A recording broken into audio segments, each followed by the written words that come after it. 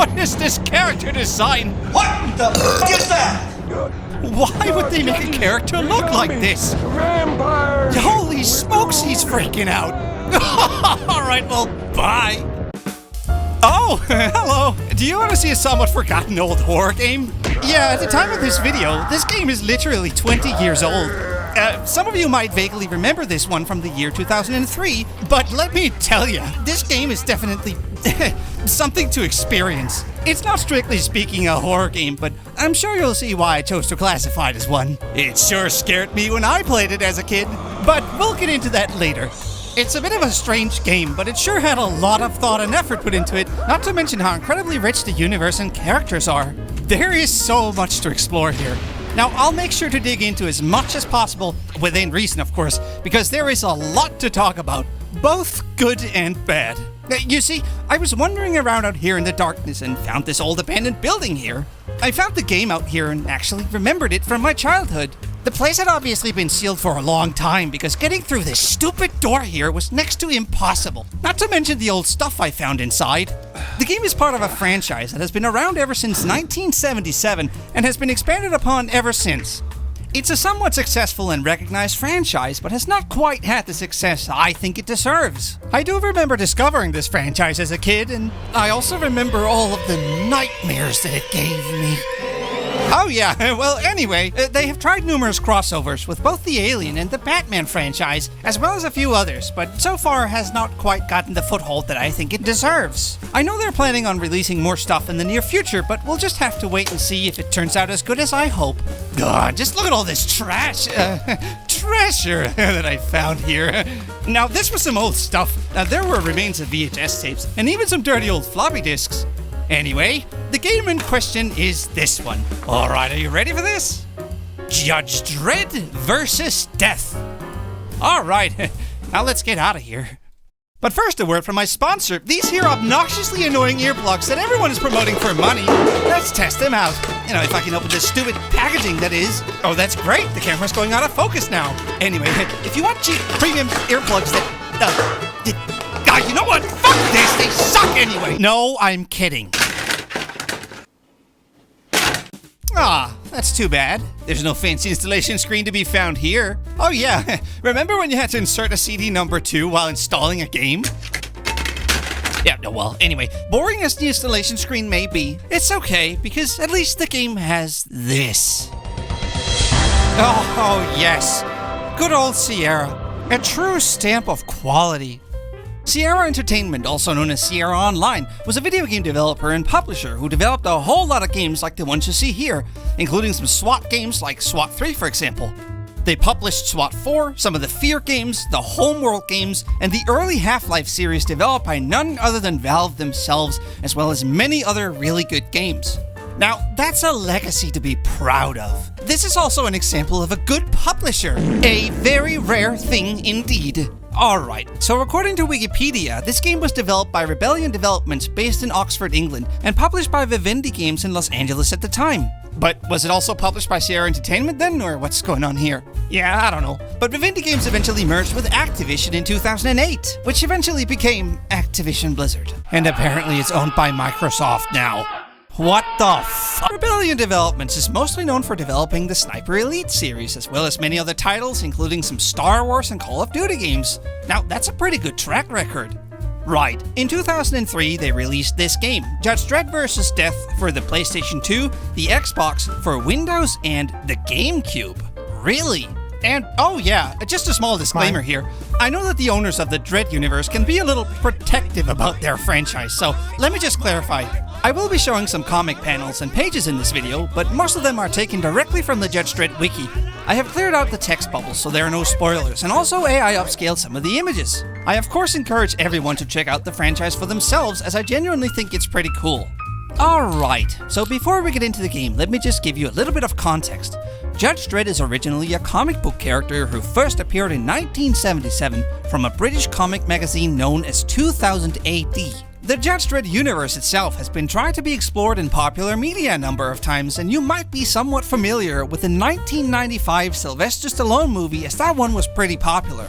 Unfortunately, it's not very true to the Judge Dredd universe and has been criticized quite a bit for it. One reason being that it's kind of a goofy fucking movie sometimes. I mean, just look at this scene here, for example. You betray the law! What the hell is wrong with these stupid characters? It's not like it's a terrible movie or anything, and for now, I'm going to assume that more people are familiar with the Sylvester Stallone movie rather than the comics, so I'll be using that movie for reference here in the beginning of this video, and then we'll talk about the real stuff later.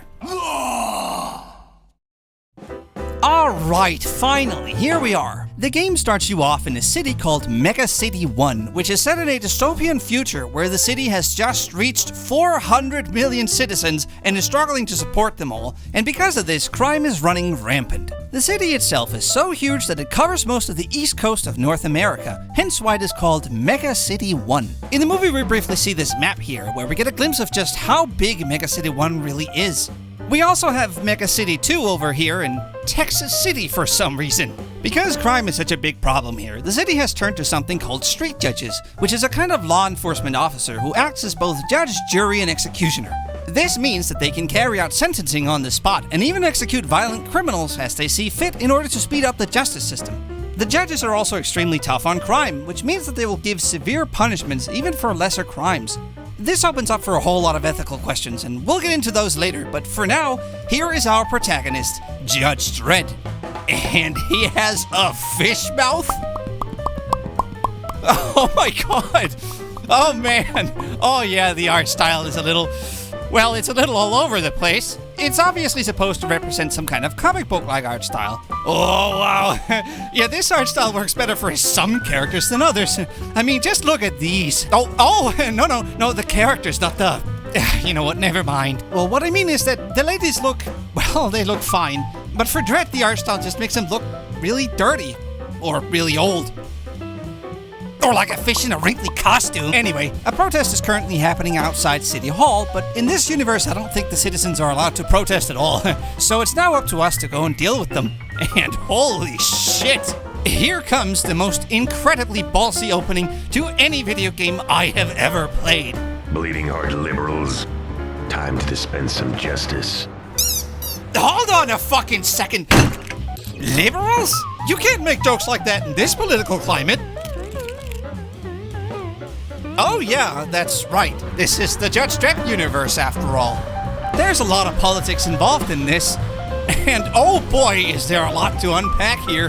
Fascist! Anyway, the whole Judge Dredd universe is actually satire of American and British culture. And, alright, look, I know that politics are a bit of a touchy subject because the USA is so incredibly divided right now. I really want to get into the lore of this game, but there are some lore-related things in the game that might seem to be in a little bit of a bad taste for some people, but I promise I don't mean to take sides or offend anyone. And I'll be totally honest, by the way, I'm actually from Europe. Yeah, alright, well, the part of Europe I'm from does not exactly look like this. It looks more like that. Yeah, that's much more like it. But I did study at a university in the USA several years ago, and I loved it there. I mean, it's of course not a perfect place. After all, I did have 2 separate shootings happen right across from where I was sleeping, but that aside, please know I don't mean to throw any shade or offend anyone. So that being said, let's continue the video. Alright, so about those quote-unquote bleeding heart liberals. These are protesters. It turns out that in this universe they no longer use democracy. Instead, the judges rule with a kind of dictatorial system of government. Now, these protesters want the judges to stand down and for democracy to make a return, and from what I have researched, this is a reoccurring theme in the Judge Dredd universe, as even Dredd himself has had doubts whether democracy should make a return or not. And I must say, this is an incredibly bold way of starting a game. I mean, you arrest protesters who only want democracy, and not only that, but giving them very long sentences for doing so. I mean, just look at this. 15 years for protesting, and this guy, 10 years for protesting. Are you crazy? By arresting people, your law meter will go up, but if you abuse your power, it will decrease. If it goes all the way to the bottom, a so-called special judicial squad will come for you in order to stop you. The SJS have been dispatched. Their purpose is to stop corrupt or rogue judges. Now this has its own lore too, but in this game it's just an endlessly spawning group of enemies that will attack you forever, so you might as well just load a save. And after arresting them all, Dredd says the following. In this city, justice comes at a price. That price is freedom. Okay, wow. So this kind of begs the question, Is Dredd a hero or a villain? Well, I mean, I don't know, but we're here to explore, so let's just roll with it. And after this, your next mission is to set an example of people scrawling graffiti. Dredd, Hershey wants you to arrest anyone scrawling graffiti outside the halls of justice to set an example. Okay, I can do that. I'll make an example out of you. Cool it, Dredd. Oh, sorry, I was supposed to arrest him, wasn't I? I guess I got carried away. Anyway, this is where we begin to explore the world itself, and oh boy, is there a lot to see here. The game is really interesting as you get to see some of the wildly different NPCs that live in this world. And just look at all these character designs. As mentioned before, they're obviously supposed to look cartoony or comic book-like. What is this character design? I think men look good with breasts. Oh my god, why do you look like this? And why are you making a squeaking noise? Oh, there's a little wheel under her belly. That's bizarre. But it turns out there's actually lore related to this. In this universe, these people are called fatties and are actually considered athletes as they do competitive eating as an international sport. Did I mention that this was satire, by the way? Okay, well, anyway, as you can see, the NPCs roam around and can even sit on the benches. Yeah, it doesn't always look so good, but then again, other games have had similar problems, even though they were much newer and much more advanced. It could be a little buggy, so there is not much to brag about here. Whoa, calm down.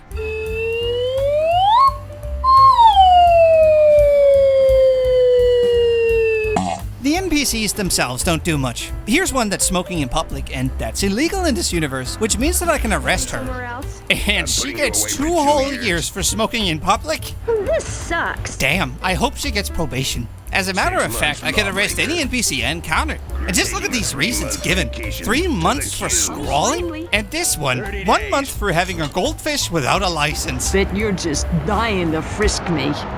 Ugh, no thanks. I love how the developers tried to make this universe feel a bit more alive by making the NPC's behavior dynamic. Like here, for example, this lady is scribbling graffiti all over the walls. And oh yeah, the graffiti is not supposed to take this long to appear on the wall. I believe that the fading time is somehow tied to the frame rate, so just pretend that it appears near immediately. And here's this little robot. You'll encounter these robots a couple of times throughout the game, and they will actually wash graffiti away if they encounter any. That is so cool. I genuinely really love stuff like this in video games. Overall, I think this world is really cool so far. And another major aspect of this universe is the endless consumerism. You are constantly being bombarded with ads everywhere you go, and a lot of it is blatantly just bad for you. Grind time with a snack this delicious. Who needs nutritional value? Warning, may cause death. Yeah, it's almost like the real world. Oh, do you see what I mean here? Damn, this is so annoying. Yeah, so we can't skip ads on YouTube anymore. And there is nothing we can do about that. I love how they queue up 200 ads before a video. I also love that they play ads when you pause a video. I love watching ads. And I love YouTube. There is nothing we can do about that.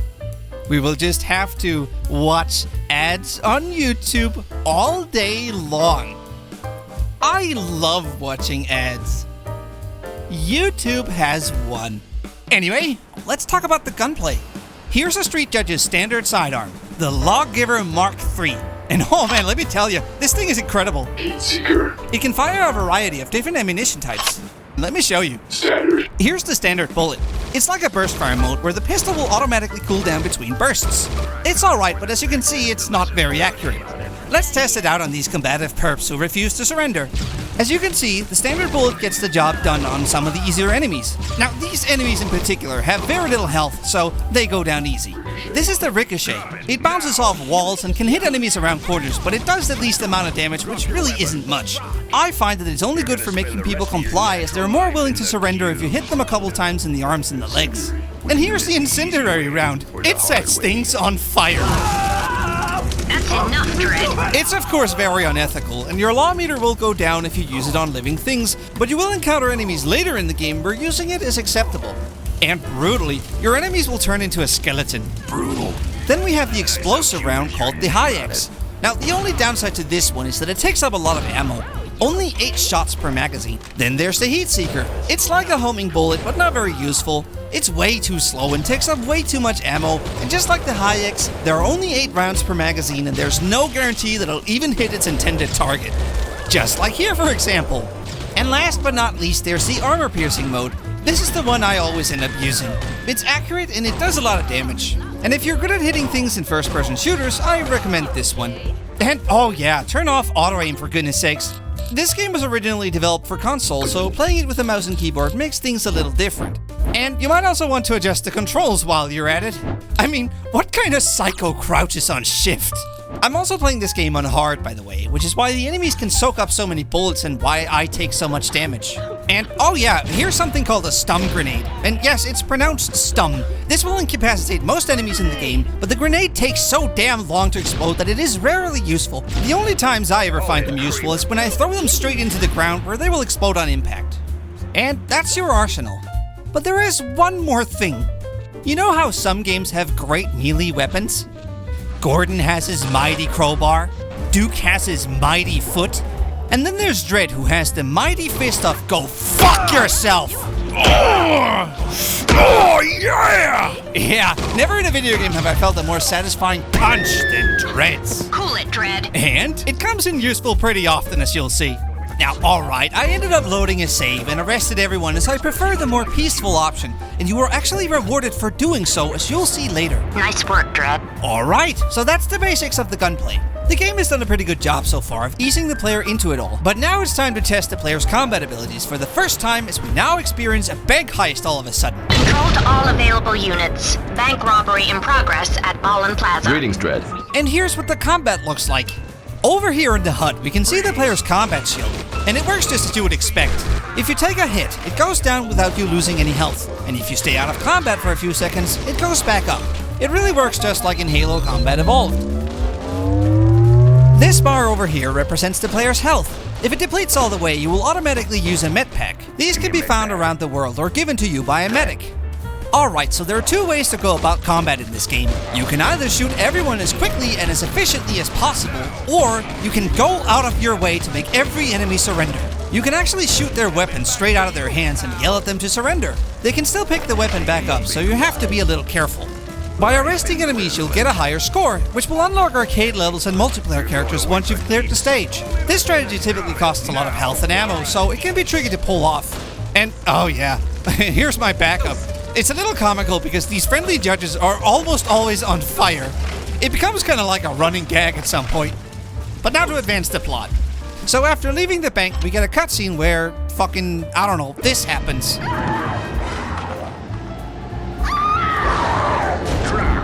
Okay, so the citizen was just attacked by what the game describes as a vampire. I don't know, but these things are pretty tough and one of the most bullet spongy enemies in the game. I got a bad feeling about this. A bad feeling, huh? Right, so they attack the city all of a sudden, and it's now up to Dredd to save the civilians. What's up with this stupid look on his face? He's like, duh. The best way of getting rid of these things are by doing headshots. Otherwise, you're pretty much just wasting your ammo. And, oh yeah, the game is not shy about blatantly spawning these enemies in plain sight. This happens a lot. The vampires are definitely the hardest enemies to actually hit in this game because they run around like this while crouched. I also strongly suspect that my bullets sometimes go straight through them without doing any damage. Occasionally you do get a lucky headshot though. So this goes on for a while, but after getting rid of them all, you are instructed to go to the penitentiary, which is where all the bad guys are being sent after being arrested. It's also where the dark judges are being held, including Judge Death, but we'll get into that later. The side judges are getting a strong signal from the penitentiary where the dark judges are held. Roger, Control. On my way. When you complete a level, you'll get to see your stats, and depending on your score, you'll also get a rank. If your score is high enough, you get to hear Judge Dredd say his iconic catchphrase. I am the law. You also get to see all the things you've unlocked, and because I'm a bit of a completionist, I'll try to unlock everything in this playthrough. Okay, so let's move on to the next level and reflect upon what we have just experienced. Tits. A fish. A fish with tits. Titty fish.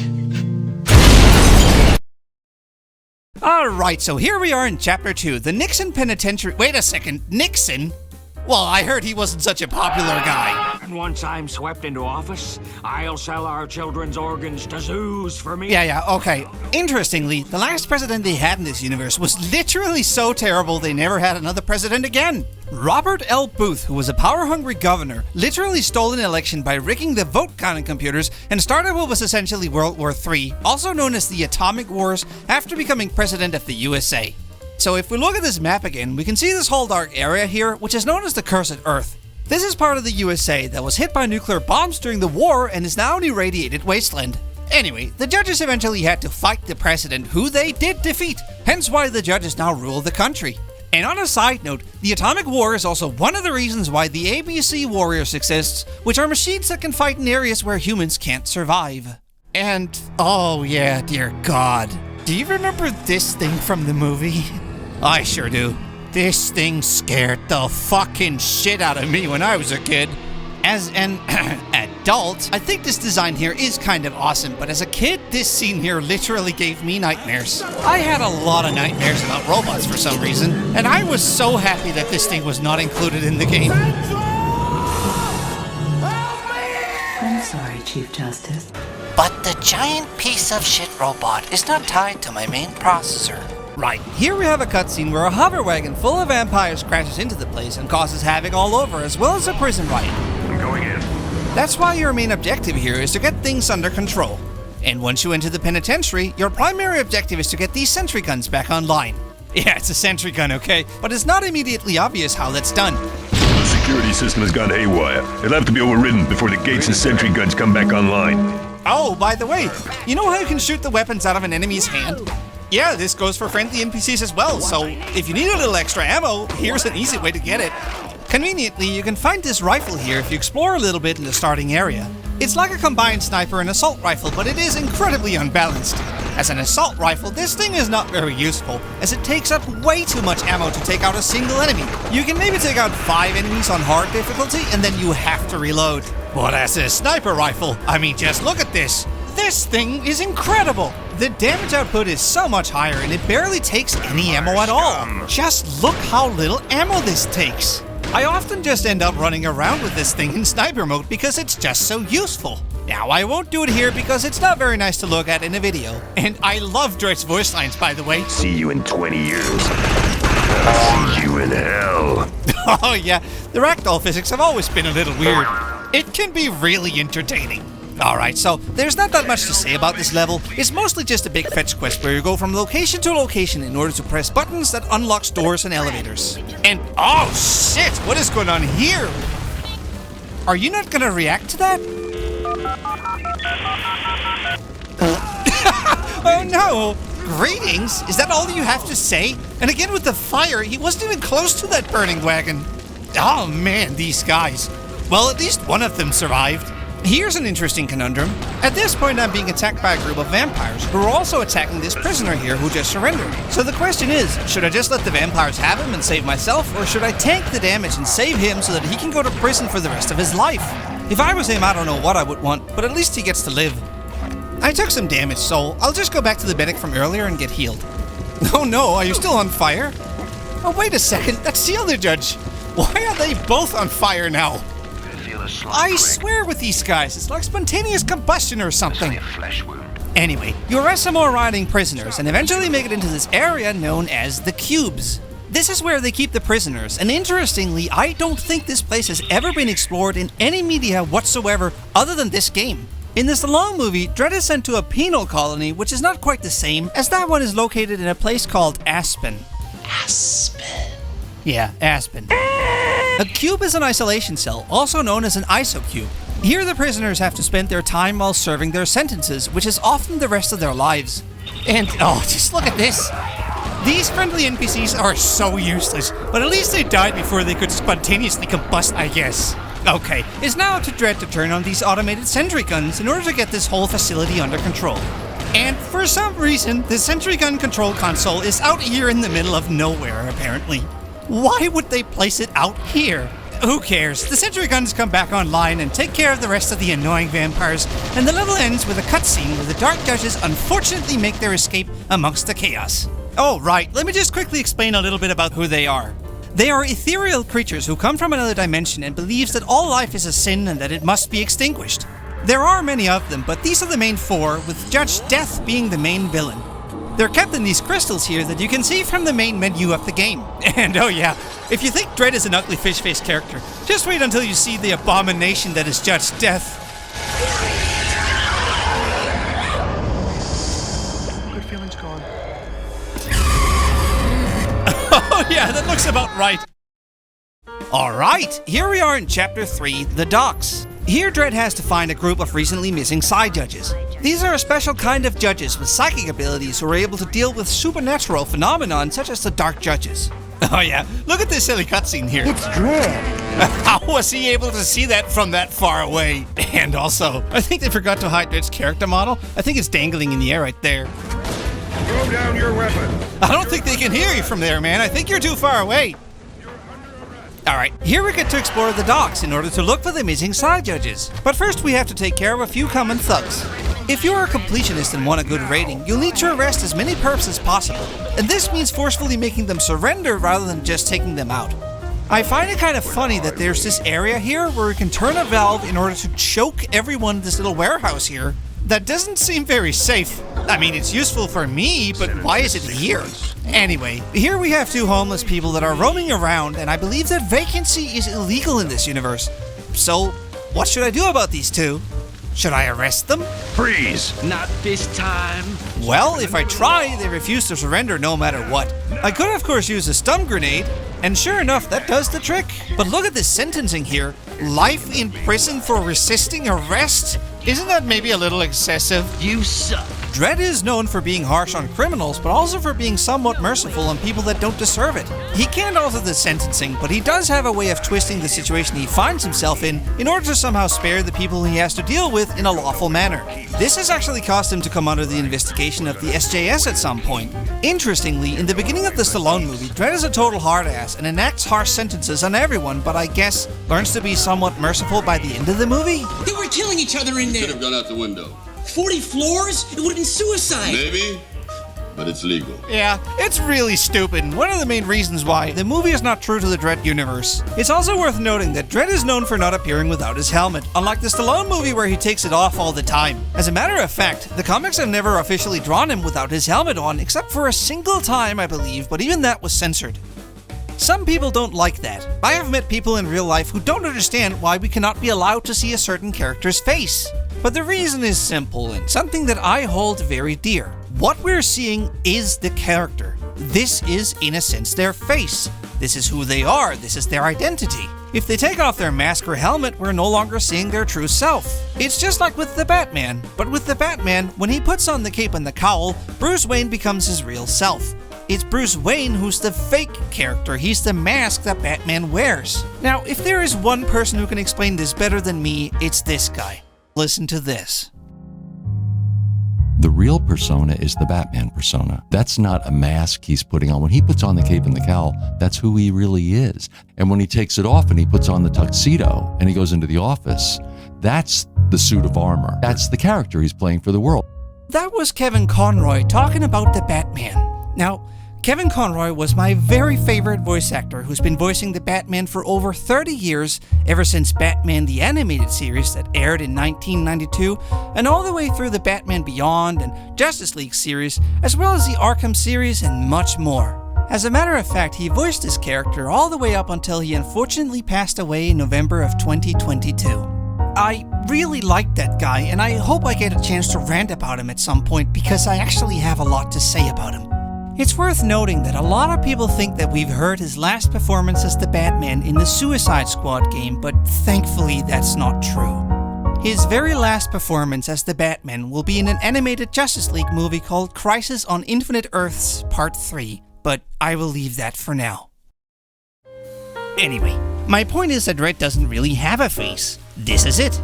Dredd doesn't even have a social life outside of work. He literally only spends 10 minutes in his sleeping machine in order to recharge, and that's all the time he takes off. That's how dedicated he is to his work. Now, I know I've been criticizing the Stallone movie a bit, but I don't hate it or anything.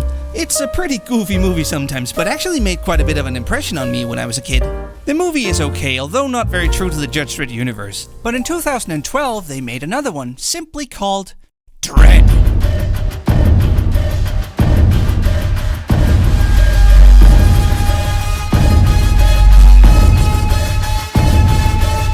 Oh man, this is much more worthy of the Judge Dredd franchise. In this movie, Dredd never actually takes off his helmet, and he stays in character throughout the entire movie. And it's fucking awesome too. It has these incredible slow motion scenes where you get to see people turn to mush. So if you're into action movies, I highly recommend this one. It's no masterpiece or anything, and unfortunately it didn't do so well in the box office, but I would take it over the old movie any day.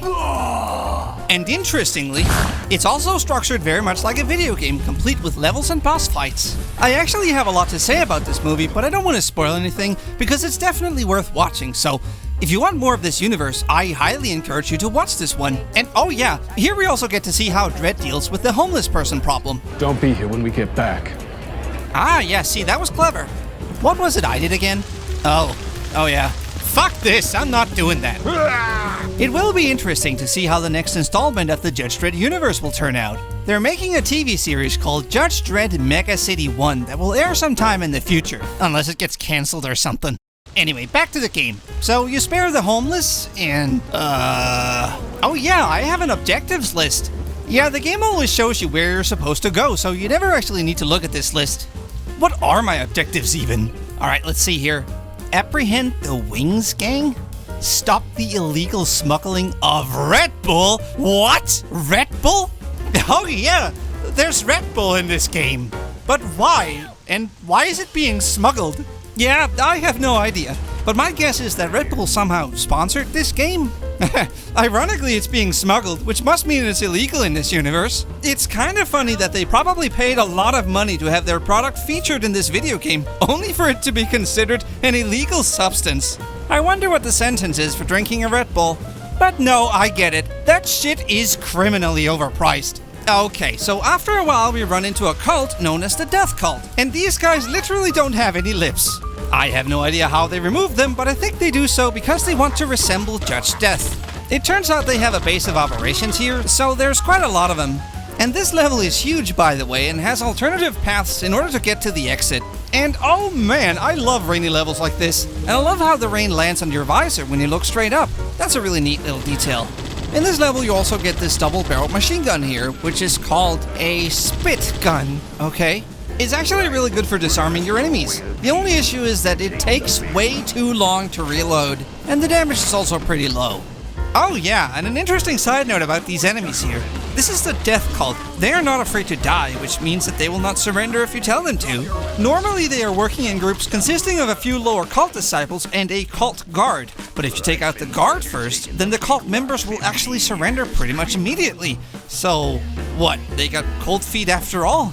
Anyway, you eventually make it to their main lair where you will have to face your first boss fight.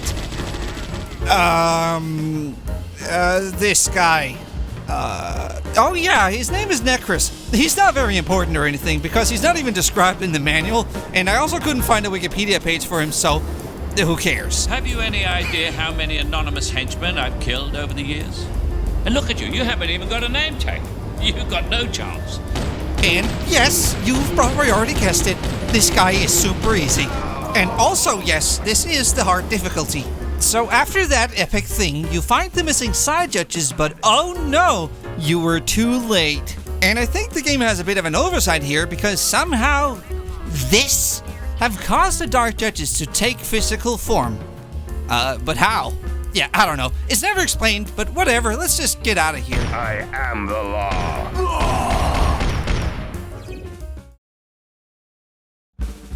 Oh hey, it's the Mega Mall, my favorite level. Here we're introduced to the undead, and oh man, I used to love this intro as a kid because it made me laugh. There's just something about horror combined with comedy that really gets to me. And yeah, I used to think these zombies were actually scary when I played this as a kid. Right, so they sent Dredd here to help rescue civilians that are trapped in the Mega Mall that has suddenly become infested with zombies. How that happened is not exactly clear, but it is suspected that the Dark Judges might have had something to do with it. And oh man, this level is gorgeous, by the way. Oh yeah, and check this out. It's the only time I unintentionally died while playing the game. At first I thought it was because the zombie here killed me, but it turns out it was actually this stupid NPC here who shot me with an explosive round. So, thanks for that. Oh no! Would you look at that? He also somehow spontaneously combusted. Oh, those silly NPCs. But oh boy, here comes my favorite weapon in this game. The Arbitrator Shotgun. Now, this thing was made for taking out these zombies, and it is awesome. And listen to the in-game soundtrack in this level. Oh yeah, there's just something about taking out these zombies with this really powerful shotgun while listening to this somehow really unfitting music that makes for a great experience.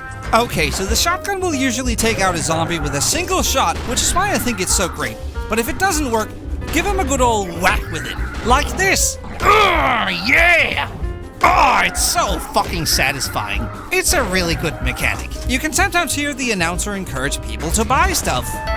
Megamall research has shown that buying things may actually boost your immune system, improve your eyesight, and even reduce cholesterol. This rampant consumerism makes my skin crawl. Yeah, it's a nod to how consumerism has gotten out of hand in this universe. Come to think of it, it's just like the real world. I love the looks and lighting in this level, by the way. It looks great, except it might be a little too dark for customers to actually be shopping here. The only problem I had with this level as a kid is the sudden switch from a comedic tone to a really scary one. The announcer gets attacked and the music changes. I was legitimately scared while playing this game as a kid, especially here in these long, dark hallways. And of course, you have to go to some horrible basement in order to flip some switches. I hated this part. I do love tonal shifts like that, but more as an adult and not so much as a kid. We eventually reach these two trapped survivors here and have to escort them to a nearby exit. It's relatively easy as long as you don't let the zombies get to them. The only thing the shotgun is not so good at is taking out these vampires. It usually takes 2 shots or more to take one out, and pumping the damn thing takes way too long to deal with them. We also have to deal with these shoplifters here. Is that a British accent? Drop it now! Alright. Oh yeah, even the British have their own lore in this universe. Instead of a megacity, they have a city called Britsit. Okay, now Dredd even meets the Queen of England at one point, but doesn't seem to care much for their customs. It is kind of funny. Throughout the game, you'll hear this reoccurring ad here. It's Fluffy, darling. He's dead. Fluffy? He's alive! But how? Regen will bring your pets back to life. It's an ad from Dr. Dick Icarus, who has made a serum that'll bring dead pets back to life, but it's pretty obvious that the pets won't be safe to be around afterwards. Okay, so this is called foreshadowing. We'll come back to this later. Here you rescue some more survivors trapped in a nightclub. And yeah, some of these zombies are literally just dancing. That's a really neat detail. I'm surprised they're not doing the Thriller dance though. As a matter of fact, they're so busy dancing they won't even attack you. They don't care. Oh, and yes, of course, the NPCs that you have to escort get stuck on the geometry. Pathfinding in video games used to be so terrible. Anyway, listen to this announcement. Pretty blue eyes, beautiful cheekbones. AutoSum's ugly clinic can change all that. You want ugly? AutoSum can get you ugly. Yeah, in this universe, being ugly is somewhat of a trend. You can literally get cosmetic surgery in order to become ugly. People who do that are literally called uglies, and it's something they do in order to be unique and stand out from everyone else. And of course they have their own lore in this universe. It is pretty interesting, but it's too unrealistic. No one who was born pretty wants to get cosmetic surgery in order to become ugly. I mean, come on. Oh. Yeah. Well, never mind then.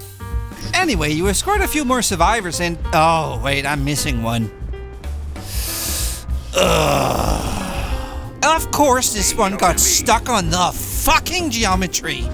So after getting all of the survivors to an evacuation point, the level ends and we find out that the zombies and vampires are infected with the pet region retrovirus that we heard about earlier. Control to Dredd. Tech Division has run tests on the vampires and the undead creatures. They're both infected with pet regen retrovirus. So it turned out that the Dark Judges had nothing to do with it after all. So now we're off to find Dr. Dick Icarus in order to get more answers. And here comes one of the worst levels in this game. I am the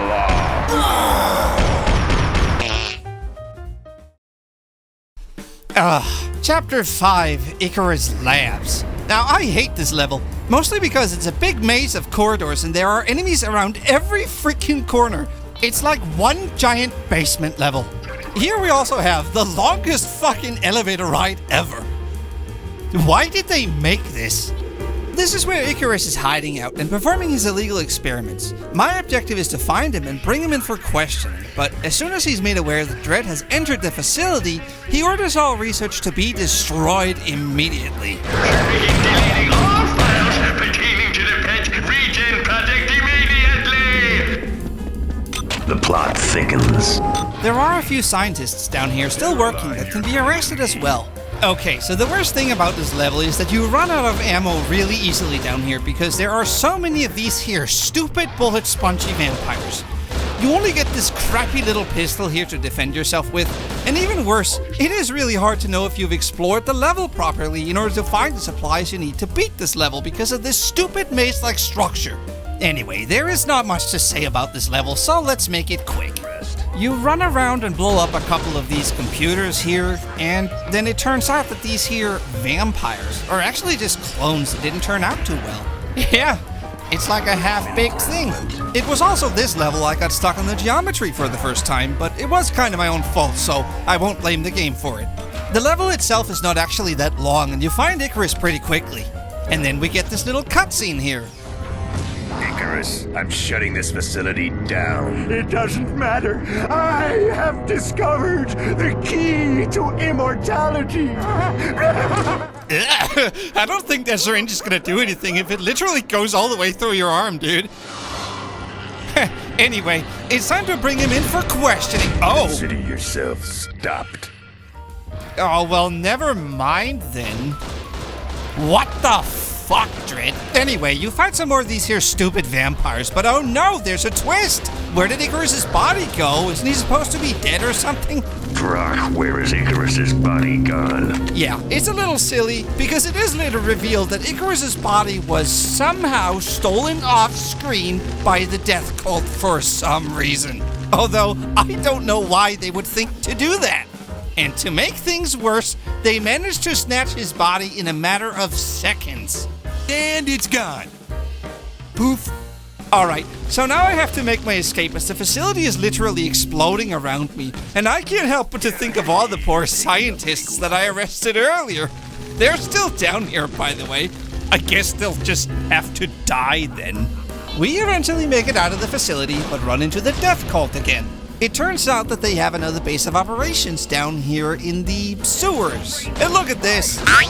Oh, these physics. And speaking of shitty physics, here's another example. You never know where these grenades will go. I throw it at this bad guy here, but it just kind of flies up into the air and gets stuck there. Not very useful. And after fighting the death cult for a while, the level ends and we get to chapter 6, which is really more of the same. So let's just get to it right away. Alright, this level is called The Mean Streets. This is another level that I don't really like. It's a continuation of the last level where you start out in this church here. What kind of sick operation is this? Oh, that's how they remove the lips. I won't be getting my checkup here. This whole level is this ugly underbelly of the city. Everywhere you go, there are ruined buildings and homeless people, and everything is just so gray. You do get to see some infighting though, which is kind of cool. This is also where you meet the Cybergoth gang for the first time. That's a cool name though. Life, we're gonna throw away the key. Oh, and I love this sign here. There's so much social commentary going on. Anyway, you fight some more gang members. Yeah, this gang is called Punks, by the way. And eventually come across another judge who needs backup. Judge Goodwin needs backup. He's close to your location. Well, here he is. Wait, isn't he supposed to have a weapon or something? Yeah, he's completely unarmed. How did he even get here? This idiot can't defend himself at all. Cover me. And this is an escort mission. Ugh, I don't know. You fight some more bad guys while escorting Officer Idiot over here, but for an escort mission, this is actually not that bad. Oh yeah, these physics. Gotta love them. You can just tell Judge Goodwin to stay behind while you clear the area ahead and then have him come to you afterwards. For some reason, there's a bug right here where the whole world disappears and you're only able to see the skybox. We'll hold for a minute, but there's too many. God damn it, Dredd, just move it! You now have to hurry to get onto an H-Wagon in order to escape this horrid place. It's being attacked by death cultists. We're leaving. Get on that upper level for pickup. It's too dangerous on the ground. I don't care. I want to get a good score, so I'm arresting them all. And there we go. And now we escape this shitty level in order to make it to Chapter 7, which is actually a good level. I am the law. Alright, time for the, Clooney Hospital. Here we'll meet the first of the Dark Judges, Judge Mortis. And, oh yeah, look at this. Known weaknesses, sterile environments, and cleaning products. So these are his weaknesses, and he decided to go to a fucking hospital. What an idiot. Oh yeah, this guy. I don't know which is funnier. The guy panicking and falling off the platform to his death, or the fact that Dredd doesn't give a shit about it. The hospital is infested with zombies and vampires, and you have to rescue the survivors that are trapped in various places around the hospital. Say, that's a nice shotgun you have there. Would be a shame if you spontaneously combusted or something. Nah, I won't do it. I swear with these guys, they're like insects attracted to light. They will walk into the nearest flame and get set on fire. And no, it wasn't me. You find a lot of dead judges in this level, so there's plenty of ammo around, even for the shotgun. This level is actually pretty good. It's mostly a corridor level, and although it can be a little confusing finding your way around here, it's not too bad, and not at all as confusing or maze-like as some of the previous shitty levels. Because of the corridors, dealing with the zombies is pretty straightforward. This is easily one of the best levels in this game. Oh, and check this out. There are a lot of dead zombies that are only fake dead and will stand up once you're not looking. But there's always a giveaway. All of them are lying face down, and those are the ones who are faking it. And getting the survivors to the quarantine rooms is pretty easy. Just remember to check for those fake dead zombies. See these? Those are the ones lying face up, so they're not a threat. But that one was lying face down, so that one was only faking it. The only issue I had with this level is that, yes, the NPCs get stuck on the fucking level geometry. And I also had this issue here where this stupid NPC got stuck on the other stupid NPC, and then they couldn't get into the safety zone. This was really annoying because I had to load a really old save. Oh, you're dead. Well, thanks for the ammo. Okay, so after rescuing all the survivors, you have to deal with Judge Mortis in the emergency room. And, oh man, did I mention how useless these friendly NPCs are? Yeah, the shotgun is not great for dealing with the vampires, but it can be done. So finally it's time for a boss fight, and here we have to face Judge Mortis. Now, you can't just shoot him, because if you destroy his body, he will escape in ethereal form, so instead we gotta trap him somehow. Yeah, this boss fight is also really easy. I mean, just look at this. He only has this one attack right here, and it's really easy to avoid. But before we deal with him, we have to get the survivors out of here. Getting them out is the most difficult part of this boss fight, because they die so easily from Mortis' attacks. But when everyone is safe, you can release a sterilization gas, which will cause Mortis to run into a nearby containment chamber. And if you're fast enough, you can outrun him and watch as he fucks around until he makes it there. Yeah, don't worry, he's coming. Okay, what the fuck? Is he stuck somewhere? Oh, well, there you are. Get in here. Your shitty pathfinding ruined my joke. Well, finally. And once he reaches the sterilization chamber, he just stands there. Obviously, they didn't think about what should happen once the AI reached the room, so he just does nothing. Anyway, you trap him in this stupid little chamber here, and the level ends, and you get a cutscene where someone tells you that there is a fire in something called the Smokeatorium. Fire in the Smokeatorium! So now we have to go there, I guess. And then the level ends as we watch Dredd skedoodle out of here. I am the law. Alright, Chapter 8, the Smokeatorium. Here we're introduced to another of the Dark Judges, Judge Fire, as he is wreaking havoc in the facility. A Smokeatorium is the only place where it is legal to smoke a cigarette in this universe, so you will literally have to go there every time you want to smoke one. Anyway, he's literally setting people on fire here, and it does make for a pretty awesome intro. Also, this is by far the shortest level in this game. I mean, just look, I can complete this level in less than a minute and a half. It's really that short. Okay, so as you might have already guessed, Judge Fire's weakness is water. So you have to try to turn on the sprinkler system in this place while Fire is running around and barbecuing everyone. The only real obstacle in this level is that the lower levels has a few zombies that you have to deal with. And in order to turn on the sprinkler system, you have to find an alternative route because the primary pathway is blocked. Once that's done, you just turn on the sprinkler system and that's pretty much the end of the level. Dredd turns on this fan here that... Oh, holy shit! Isn't that maybe a little bit of an overpowered fan? Is it even safe that it can do that? Anyway, Fire escapes in ethereal form, but thankfully the Ghostbusters were right there to catch him in their ghost trap. And that's the end of this level. Wait, hold on a second. Rookie? I only scored Rookie? I put out the fire, what else is there to do? Okay, so if you want a higher score, what you gotta do is arrest everyone. Yeah, just run around the Smokeatorium and arrest any NPC that you can find. Isn't that the stupidest thing? Oh, and look at this. I'm arresting a robot for a parking violation. What, does it drive to work? Whatever, if you end the level now, you get the Judge Dredd score and unlock all the characters. But is this justice? Anyway, let's continue to the next level, which really is a level that I hate. Okay, so this is the recycle level. Whoa, what is going on here? What the fuck was that? What is there to say about this level? It's a level where they turn people into soup. Yeah, maybe you thought I was kidding, but no. That has got to be one of the developers. Smells bad. Is that all you have to say about it? It turns out that in this universe, they're having a hard time feeding the 400 million people in Mega City 1, so they have turned to recycling dead people and turning them into food, and this is where they do it. Everything but the soul, huh? This level is really just a big fetch quest, where you go from place to place in order to press buttons or getting a security pass by this guy. Here, have my security pass. You needed more than me. Are you also the law?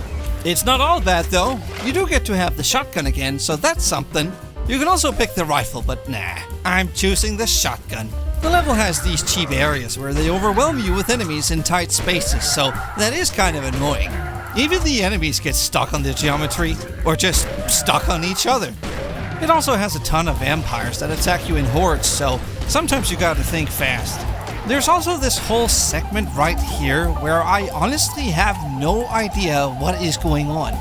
I don't know what's making these noises or why they're here, but it's never mentioned again, so you know what? Let's just forget about it. Anyway, you find Judge Death and eventually confront him in this little mini cutscene here. He falls into this giant pit conveniently placed here, and why is this machine here and what does it do? Nice animation. Is that supposed to look like that? Yeah, I don't know. But he gets blended and escapes into the Undercity in ethereal form, and now we have to follow him. And thankfully, that's the end of this shitty level, so cue the score and the joke. I am the law. Okay, so this is the Undercity. Here you have to face Judge Fear. And this really is the worst level in this game. And to make things worse, it's such a long fucking level. I hate this level for several reasons. Reason number 1. This place is crawling with enemies, and I only get 5 magazines to deal with them all, and that's only barely enough. Reason number 2. The first part of this level is another shitty maze where everything looks the fucking same. Reason number 3.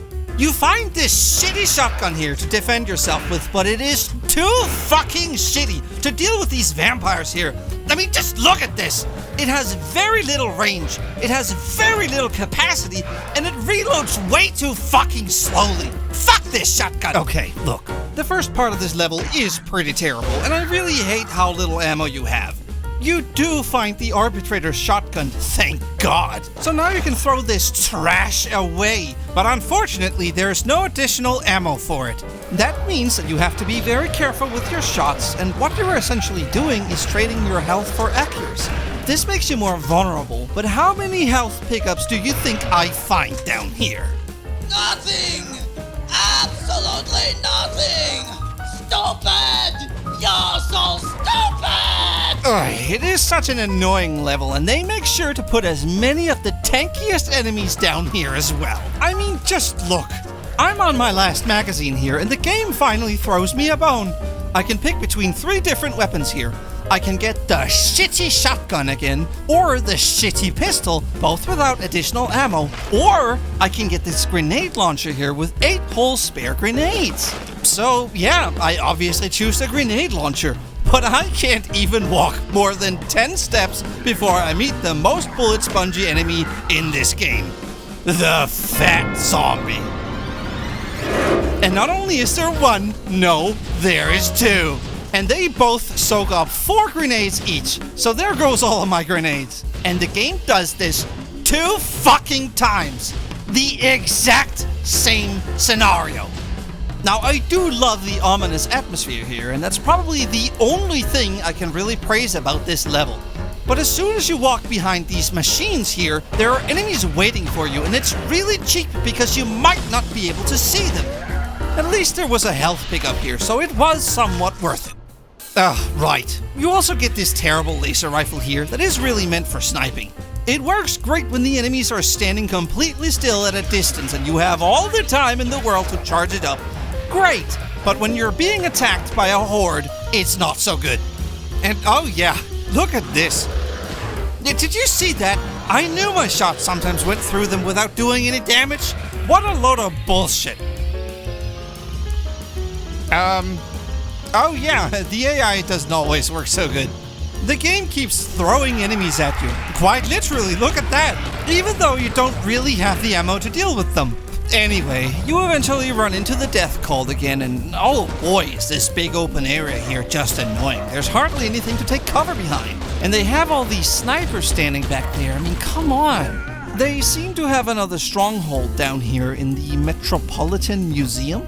Thankfully, you get the spit gun again, with lots of ammo for it, so the rest of the level is pretty straightforward. It doesn't take long before you have to face Judge Fear himself. And, well, it's not exactly clear what you're supposed to do down here. How do I trap him? Even though you were supposed to trap all the other Dark Judges, you're just supposed to destroy this one. Yeah, the game doesn't tell you that, but apparently that's just what you're supposed to do this time. So, after you destroy his body, he tries to fly away in ethereal form, but oh, would you look at that! Conveniently, there is a ghost trap right there. And Dredd miraculously traps him in it. Nice throw. And now, Dredd blindly jumps into the portal and skips into the next level. Goodbye, shitty level. I am the law.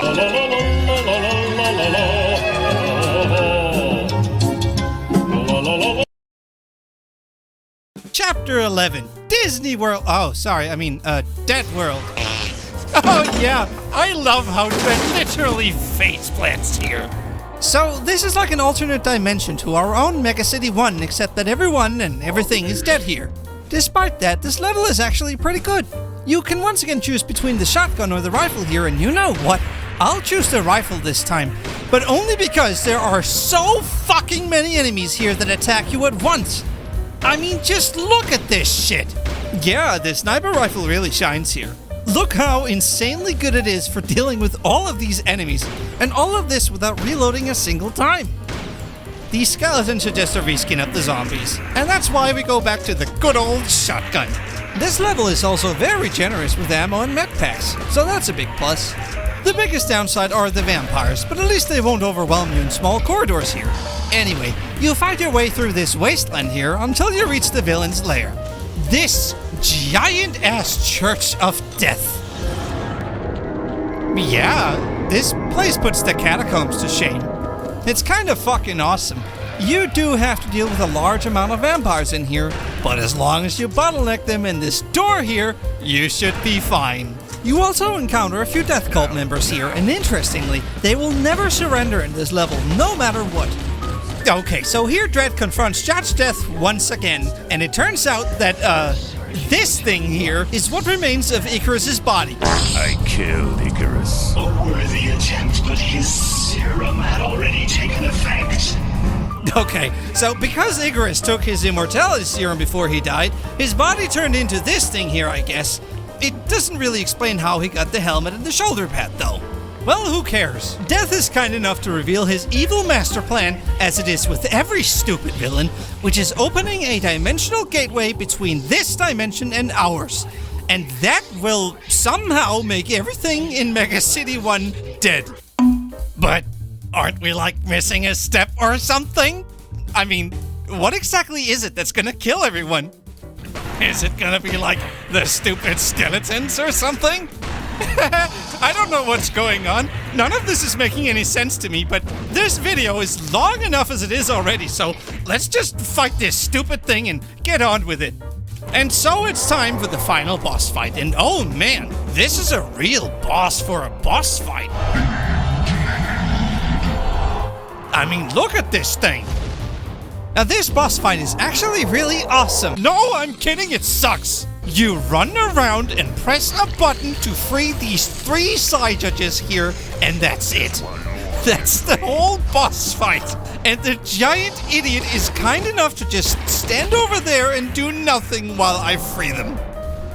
Ay, what a climax, huh? Oh, these boss fights, they are so shitty. The only difficult part is the judges can be killed pretty easily as soon as they're freed. Like here, for example.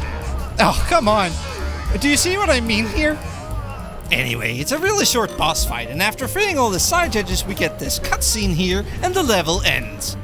But oh no! Unfortunately, there's no ghost trap around to catch Judge Death with. Never a suction trap when you need one, is there? Oh, it's called a suction trap. Okay. Okay, so there is no suction trap available, so instead we now got a very dramatically trapped Judge Death inside of Boob Lady. What's your hand doing there, Dredd? Is that supposed to look like that? Yeah, okay. We trap the thing and blindly jump into this dimensional gateway here, and the level ends. Thank fuck.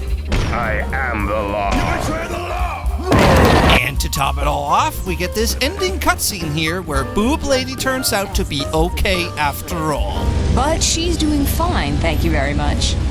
Joe, you weren't worried about me, were you? No. Alright. Her name is Cassandra Anderson. She is significant to the Judge Dredd universe, and she even appears in the 2021 Dredd movie. It's a really short cutscene, but if you look closely, there's an Easter egg here in the background with one of the stupid NPCs tripping over a rock and banging his head on a wall. It's very fitting because these NPCs are so unbelievably stupid. Later in the cutscene, he's getting help from these bystanders here, but I'm surprised that he hasn't caught on fire in the meantime. Anyway, Dredd fucks off, and it's time for the end credits. But if you can believe it, there is still more to do after this. As I mentioned earlier, whenever you complete a level, you unlock character models for multiplayer as well as an arcade level, which is kind of like a bonus level. Now, I've got the Judge Dredd score in all of the campaign levels, so that means I've also unlocked all of the arcade levels at this point. In these bonus levels, you often play as something other than a street judge. This level, for example, is called Block Wars, and here you play as a gang member fighting another gang. It's really weird that these guys are now your allies and that you're also fighting the judges now. And oh yeah, a really cool detail that they programmed the lawgiver to explode if you try to fire it, since you are no longer a judge. Some of these levels are pretty easy, but some of them are also relentlessly hard. Like this level, for example, where you have to protect a group of survivors from an endlessly spawning horde of vampires. And although I have managed to do it, it really was a matter of luck, as well as cheesing the level as much as possible. It's worth mentioning that a lot of additional lore and references can be found in these bonus levels, like here for example. Anyway, whenever you complete a level, you unlock a cheat for the main game, but some of these don't really feel like cheats. Like Mirror World, for example. Now, this cheat mirrors the level, and it kind of feels like I'm playing a different level, which is kind of cool, but I don't really see why it's a cheat. You can use these cheats in the main game, but your score will not be valid in the end. as if it really mattered at this point. You also have the option to play multiplayer, but yeah, I don't think the servers are running anymore. I did try to play multiplayer deathmatch with bots, but it really was nothing special. There's a whole bunch of game modes, and some of them are pretty interesting, but I won't get into it because there is no way to play them online anyway, so what's the point? But what is kind of cool is that you can play this game in co-op. Now that's a really awesome feature for a game of its time. Playing with a good friend is always a better experience. You know, if you have any friends. Oh, hey, would you be interested in playing a game with me? Hello? Okay, I'll take that as a no then. Anyway, whatever engine they used for this game, it was very well put together by the developers. Now, I even got the game running in 2K resolution, and the developers were actually pretty smart when it comes to the cutscenes, because rather than having a pre-rendered cutscene, which is much easier to make by the way, they pre-recorded the audio for the cutscenes only, which you can find in these files here, and then the actual cutscene is done in-game so that it scales with the resolution. That means you aren't stuck with some low-resolution cutscene and that it will always look good on future computers. It also means that we can modify the audio. Now, it's stored as something called a BINC format, so you'll need something called RAD tools in order to edit the file. It was a little technical, but I think it was worth the effort, though. Are you ready for this?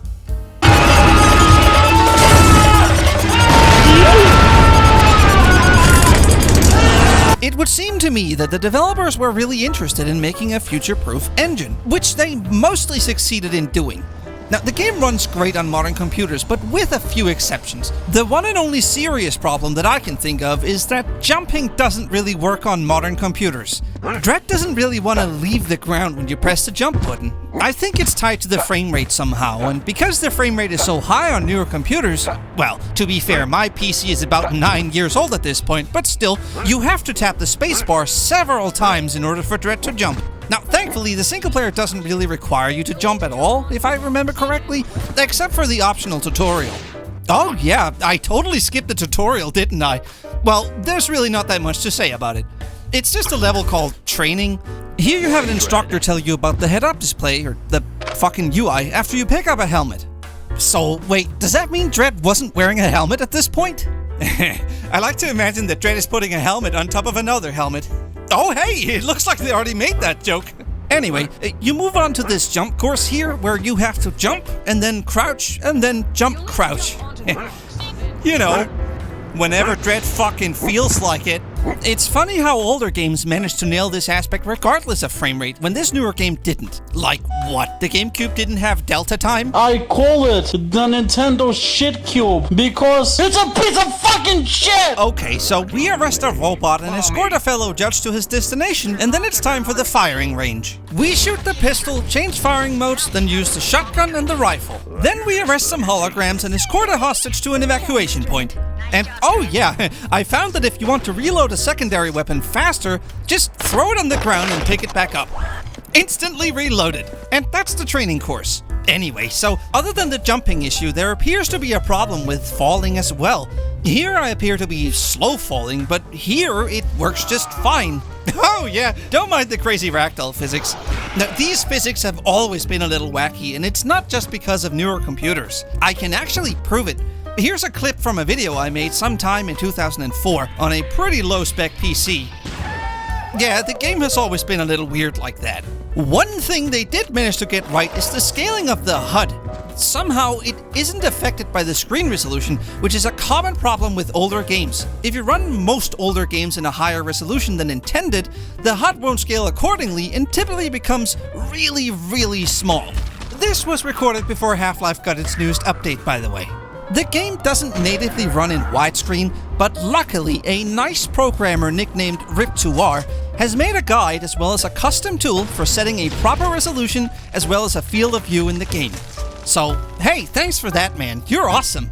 Other than that, the only problem I can think of right now is the slow fading time of the graffiti. But who cares about that? Well, okay, admittedly the game does have some odd behavior from time to time, but I would assume this is caused by ordinary bugs in the game.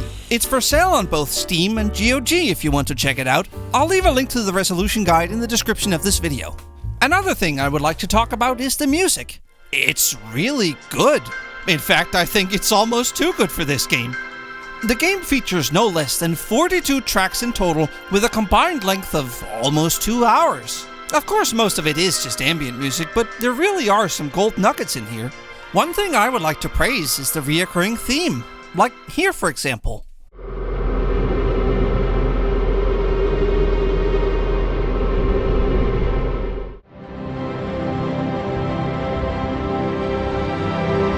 What we're hearing here is like the main theme of the game, and it has a tone for almost every segment that we go through.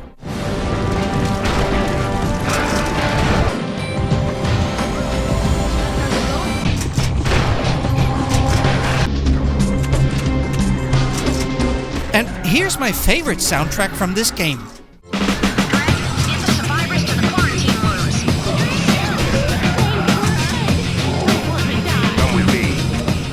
Yeah, now that song really stuck with me. Now, unfortunately, I don't know how much of this music I can play because I don't know if it has already been copyrighted here on YouTube, or will be in the future for that matter. So, the composer of this masterpiece is someone called Thomas Bibble, or Bible, or just Tom Bibble, or Bible. Look, I don't know, language is hard, okay? Thomas Bible. Thomas Bible, okay. It looks like he's mostly a sound guy, but has worked on some pretty cool titles. It doesn't look like he's composed much music since then, but oh hey, look!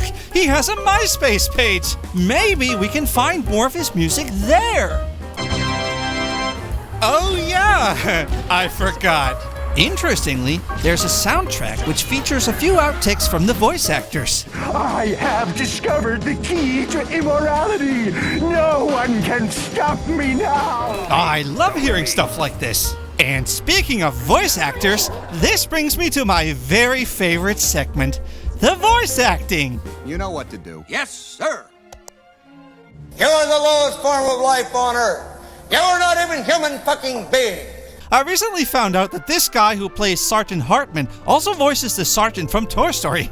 I just wanted to include that. Go on without me. It's just a little piece of shit. You look like a fucking worm. Anyway, regarding the voice acting for this game, I thought it was pretty decent. I didn't really feel the performance of any of these characters, but I thought it was alright at least. What is really interesting is that the voice actor for Judge Dredd, Toby Longworth, has actually been doing the voice for Dredd ever since 2002 and all the way up until 2010. Other than this video game, he has appeared in a number of what they call audio dramas, which is like an audiobook or an audio show where he reprises his role as Judge Dredd. Chatter on the SATCOM suggests there may be others as well. Toby has also appeared as minor characters in a whole lot of other things, including Star Wars Episode 1, some video games like Warhammer, Amnesia, and Tropico, and has even appeared on screen as a minor character in the IT Crowd, where he played a character called Dr. Julian Holmes. Hey, that's pretty impressive.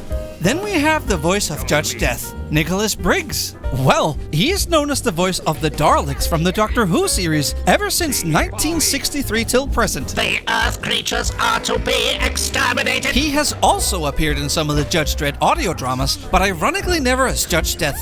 And last but not least, we have the voice of Judge Hershey, Teresa Gallagher. She is also pretty well known. She's been appearing in a number of different things, but is mostly known from a highly acclaimed children's show called The Amazing World of Gumball, voicing a character called, Nicole Watterson. Who is this character again? Oh my god. This is from a children's show? It's all porn.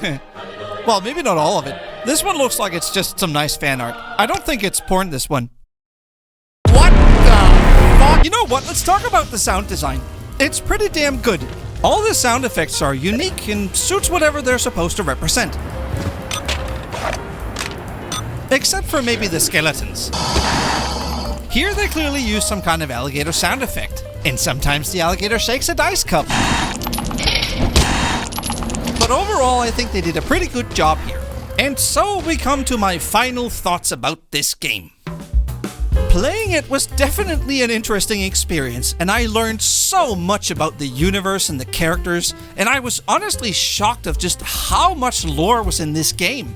I never imagined that there would be so much stuff to research and talk about. But the unfortunate truth about this game is that despite everything they did to make an awesome experience, and it's obvious that they really tried here, the game turned out to be mostly mediocre and honestly pretty forgettable. It's a real shame because the whole premise of this game is phenomenal and you can do so much with this universe. I definitely don't hate this game, but I also have to admit that I don't really love it. And that's the problem with something being mediocre, because if people don't hate or love something, then they tend to just forget about it, and that's really the biggest downfall of this game. It's also really short. It can easily be beaten in an afternoon, as it only takes about 3 to 4 hours to complete. The game runs well on modern PCs, and there's nothing majorly wrong with it, except for maybe the jumping, so I feel like giving it a 3 out of 10 on the multimedia meter. And oh yeah, lower is better here. There's almost no mold in this game. An interesting side note, there exists a book called The Making of Judge Dredd vs. Death that I would seriously love to get my hands on, but it is a little expensive, and at the time of this video, I just don't have that kind of money, but I hope to acquire it sometime in the future and then do like an update video or something. Anyway, I hope to see more success come to the Judge Dredd universe in the future, because so far, it just hasn't really gotten the foothold that I think it deserves. Dredd is undeniably a really cool character, and I also think he has a few things in common with the Batman. And just like with the Batman, I feel like all it takes for Dredd to become a more recognized franchise is a few really good movies where they flesh him out a little more in order to gain a little more interest by the public. They actually did a crossover with the Batman, 4 times even, although this was admittedly only in the 90s. Okay, that's a really cool cover. It's a shame they don't all look so good. I don't know what's happening here. They recently did a crossover with the Stallone Dredd from 1995, as well as the Carl Urban Dredd from 2012, and the comic book version. It's called Trinity, by the way, and it's comic number 2262. It's part of a Christmas special thing. Alright, I think it's finally time to end this video. And just like with the last one, it was not supposed to be this long, I swear. I thought this would be like a 20-minute video or something, but, well, here we are. Yeah, by the way, I'm sorry if this video felt a little bit jumbled. I actually started making it in 2023, but ended up going in and out of a hospital because my body decided it was time to die. Spending a year and a half in a hospital was a lot of fun. I don't recommend it though. I guess it's unfortunate I didn't just die. Anyway, I hope you liked this video. I have more stuff coming out in the future, so if you want to see that, you could subscribe or just leave a like, but really it is up to you. The next video really will be a lot shorter, I hope. What the fuck is that? Started a mess. I caused the revolution. You betray the law.